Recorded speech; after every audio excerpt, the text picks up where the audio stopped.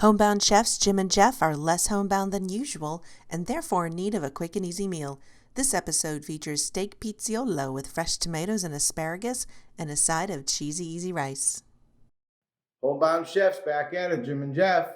Tonight, I just got home from work, trying to figure out what we're gonna make. I knew I had a couple filet mignons in the freezer from Omaha Steaks. And I'm gonna make steak pizzaiola, which is a little bit of a spicy tomato sauce. And it should come out really good and delicious, although Jeff hasn't had it yet. This will be the first time. I'm a virgin. So Jeff's gonna tell you some of the things we're putting in it. So involved in this little extravaganza is some uncooked asparagus that we had sitting around, some vine-ripened tomatoes, and a shallot that we had left over from, I think it was a chicken frangelico. Tomatoes and shallots have been chopped up, asparagus yet to come. We also had some leftover wine, some garlic, some crushed oregano. We don't have any fresh, so we're using jarred. We've got basil, crushed red pepper, and cayenne pepper, because this is a spicy tomato dish. I can't wait to see how it all comes together. Along with that, we're having just our usual prepackaged side of rice. Nor all natural, no preservatives, all good stuff. So we like to use that. And we'll see you on the flip side. Hey guys, got the filet mignons with a little salt and pepper on them. And we're just gonna saute them in the olive oil very lightly. A little bit on each side, we don't wanna overdo them. What's gonna go in here is a teaspoon of basil, a teaspoon of oregano, a teaspoon of garlic, a little bit more salt and pepper in the actual sauce, quarter of a teaspoon of crushed red pepper, and 1/8 of a teaspoon of cayenne pepper. I don't use measuring spoons. I'm going to be using my hand for all this because I know the sizes. All we're doing is browning up a little crisp on each side.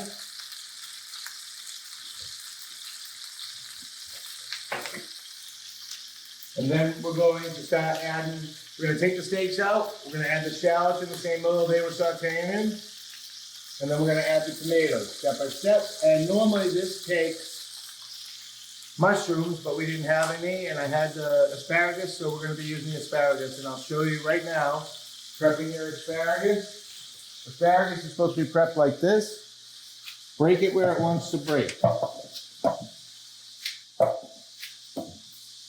And it's different on all of them, so don't break them by the bunch. Break them a couple at a time.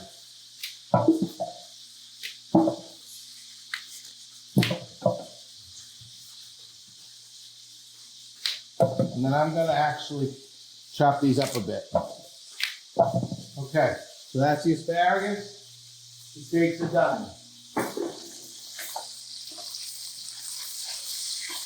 We're gonna cook a little more in the tomato sauce.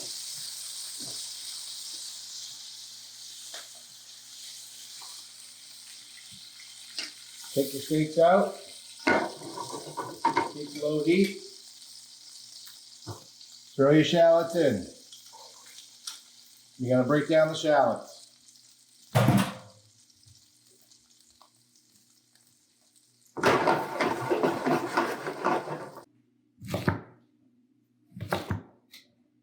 A little bit thick on the asparagus, but that's what has been out in the markets lately. Believe it or not, there's no hard alcohol in this dish, so it's nice and easy to make. Get the shallot sauteed, and it does make a splatter mess on the stove, but we'll clean that up afterwards.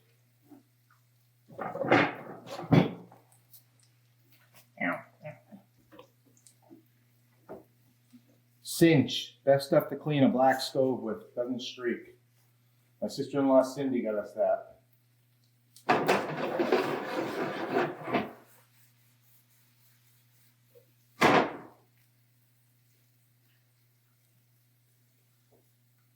We're gonna add our tomatoes in because we want to break those down a bit.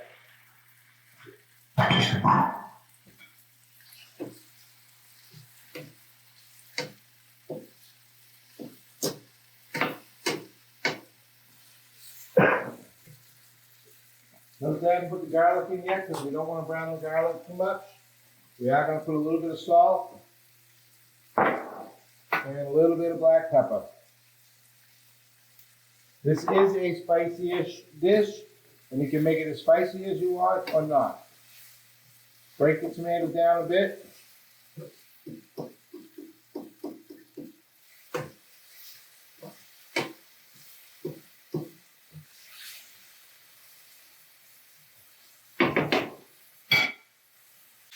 So in front of us, you have the start of the plating process.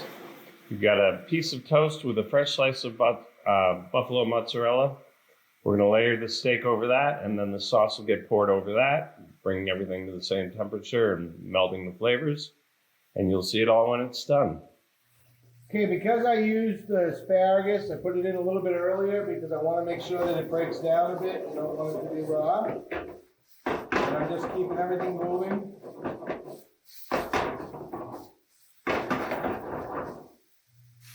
Next ingredient, crushed red pepper. And I'm putting this in a little bit earlier because when the pepper sautés in the oil, it gets a little bit hotter. I'm going to put in a little bit of cayenne.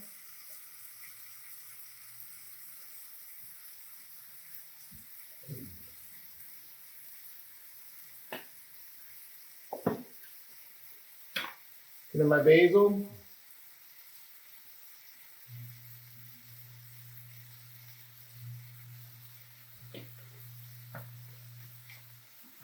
Notice I haven't put the garlic in yet, because we don't want the garlic to brown up too much. Oregano.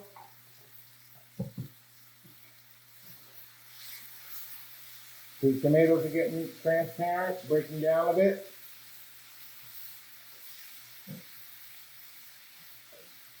So this is kind of our vegetable and our steak all at once, which will be nice. It's light, it's easy to make.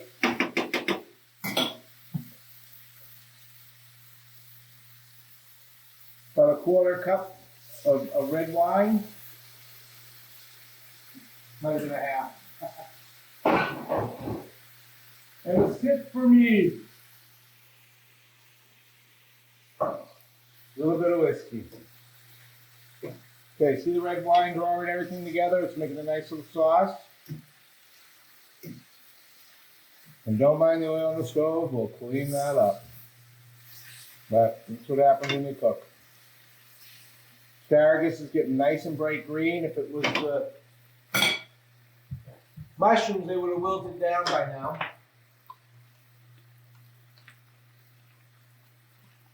So about 2 cloves of garlic,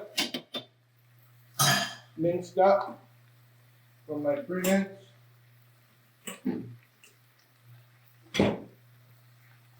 Now those steaks were just seared, so we're not going to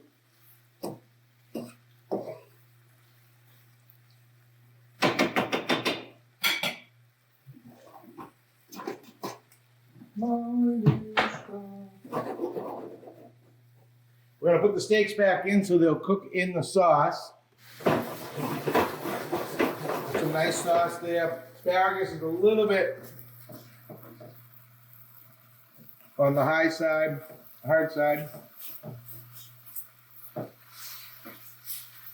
And you get all that flavor out of this pan. It's one of my copper chefs. They don't burn anything. I love them. Okay, so now, if you were to have a thicker steak than what we have, you would put them in and maybe slice them in half. You want to get everything on top of those steaks so they draw in all the flavor. When you heat down and let it simmer, you don't want to overcook those filet mignons because they're going to get tough. So here we have the finished product. Steak pizzaiola.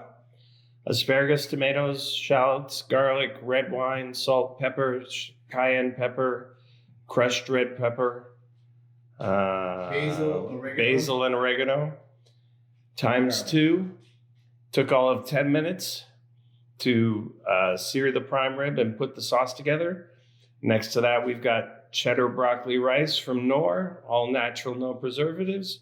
We are about to partake of a quick and easy, just got home from dinner, scrounged in the fridge. Buon appetito.